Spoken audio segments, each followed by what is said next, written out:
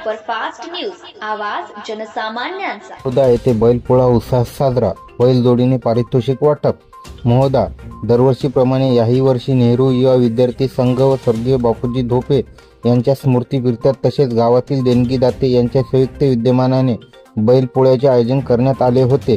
त्याप्रसंगी यवतमाळ जिल्हा उपाधीक्षक श्री बन्सल साहेब, पांढरकवडा पोलीस स्टेशनचे ठाणेदार दिनेशजी झांबरे साहेब, यवतमाळ जिल्हा शिवसेना संपर्क प्रमुख हरिभाऊ लिंगणवार, यवतमाळ जिल्हा शांतता कमिटीचे सदस्य रिजवान भाऊ शेख, महोदा उपसरपंच मुकेश भाऊ धोपे, सामाजिक कार्यकर्ते राजेश तेलंगे तसेच गावातील मान्यवर हे प्रमुख पाहुणे म्हणून उपस्थित होते।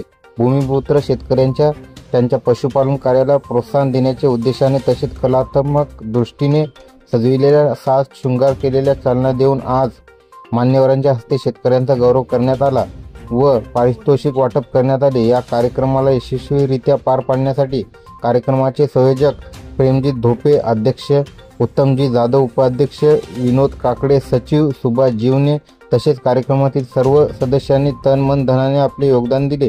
तसेच गावातील असंख्य जनतेने या कार्यक्रमाला सहकार्य केले। तसेच येणाऱ्या प्रमुख पाहुण्याचे शेतकऱ्याचे गावातील जनतेने नेहरू युवा विद्यार्थी संघ यांनी आभार मानले।